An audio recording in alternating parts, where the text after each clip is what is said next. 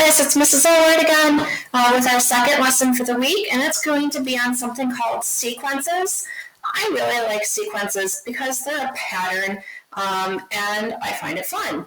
So there's two parts to it.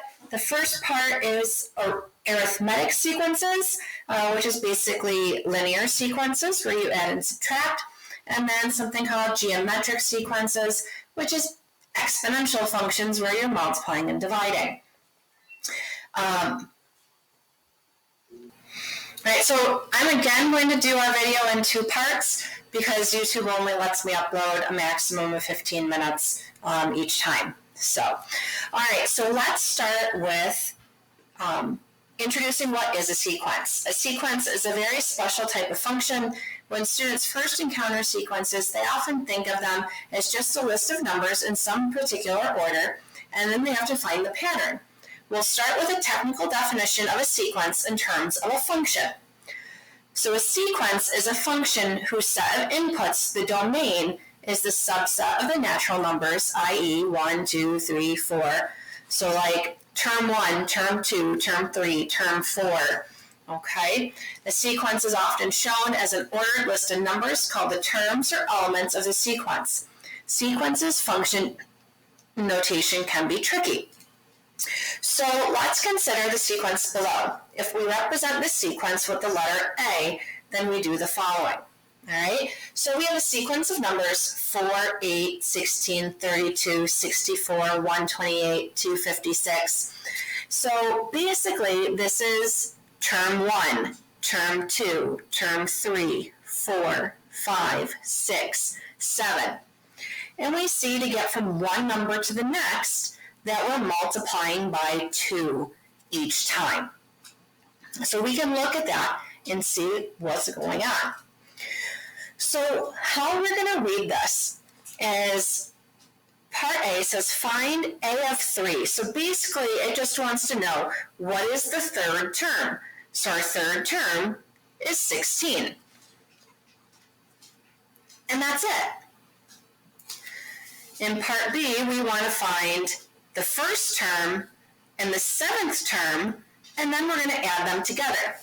So our first term is 4, our seventh term is 256, and if we add that together, we're going to get 260.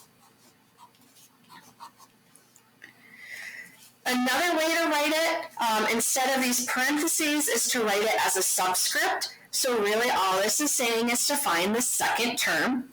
All right, so our second term is 8, and that's all there is to it. D wants us to take the first term and square it. Sorry, the dog barks sometimes.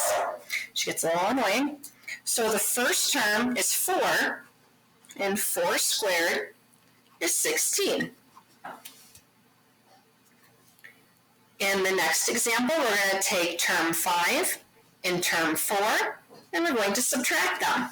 So term 5 is 64 minus term 4, which is 32. And when we do that, we get 32.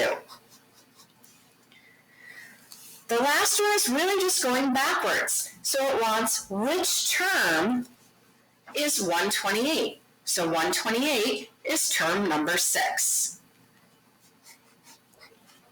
And that's all we have to do. We've done that with XY tables. This is just no different, except it's with a list of numbers. All right, so let's get in a little bit more specific with arithmetic sequences. So there are many types of sequences, but there is one that is related to linear functions, and in fact, it is a type of discrete linear function. These are known as arithmetic sequences. So let's illustrate one out first. Sequences can be defined by a classic function formula, like what we're going to see later. I kind of mixed some problems around so that makes a little bit more sense. And they can also be defined what's called recursively. A recursive formula is one where each term is this in the sequence depends on a term or terms that came before it. So an arithmetic sequence defined recursively by the following formula. It has a sub 1 equals 5. So that means the first term is going to be 5, And then a sub n equals a sub n minus 1 plus 3. So what this means is to find our next number in the sequence, we're going to add 3 to the previous sequence. Okay, so this is how I like to solve it out. We want to find the next 3 terms. So we already know a sub 1, and that's 5. So then a2, I'm going to take my previous answer of 5, and I'm going to add 3 to it, which is 8. And then I do it again. So the third term, now I'm going to take my new answer of 8 and add 3 to it again. And 8 plus 3 is 11.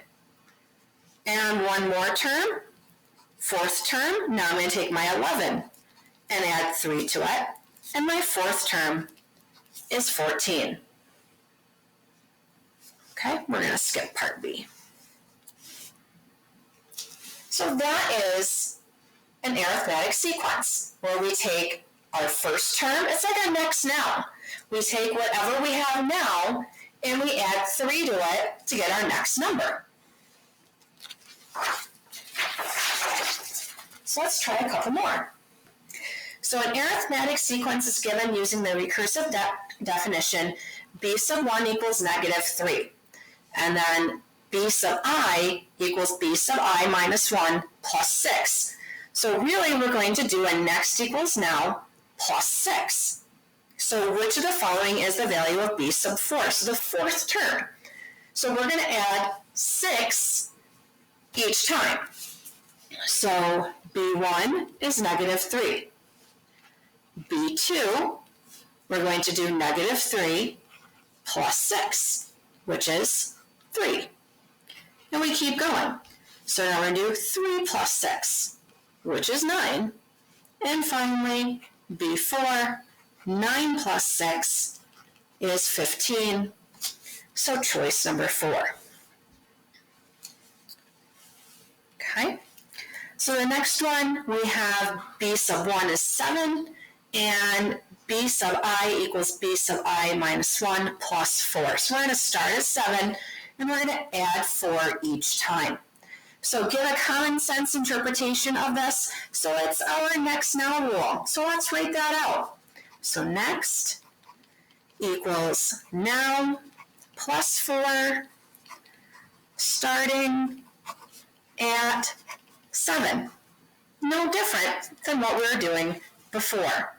Okay, so we're going to write out the first 4 terms. b1 is already given to us. That's 7. b2, 7 plus 4 is 11. b3, 11 plus 4 is 15. b4, 15 plus 4 is 19. And that's it. And then one more in this arithmetic sequences, and then we'll get into geometric sequences in the second half of the video. Consider an arithmetic sequence whose first 3 terms are 4, 14, and 24. What is the fourth term? Okay, so what we gotta do is find out what are we gonna do to find that pattern? Well, we're starting at 4, and then we're adding 10 each time. Okay, so it looks like we're using an A here, so A4 would be 34, because we're just adding 10 again. So then how many times was 10 added to the 4 to get to the fourth term? That would have been 3 more times, right? Part B, use what you learned in Part A to find the value of A sub 10, the 10th term. Okay, so we could keep going and find that pattern, right? So that's the fourth term, so 5th, 6th, 7th, 8th, 9th, 10th, and that's totally fine. And we just got to add 10 each time. So 44, 45, 46, 47. Ooh, that's my bad. What am I doing? We're adding 10, not 1 each time. My goodness. It's been a long day of making videos. It'll be 44, 54, 64, 74, 84, and finally 94. Okay?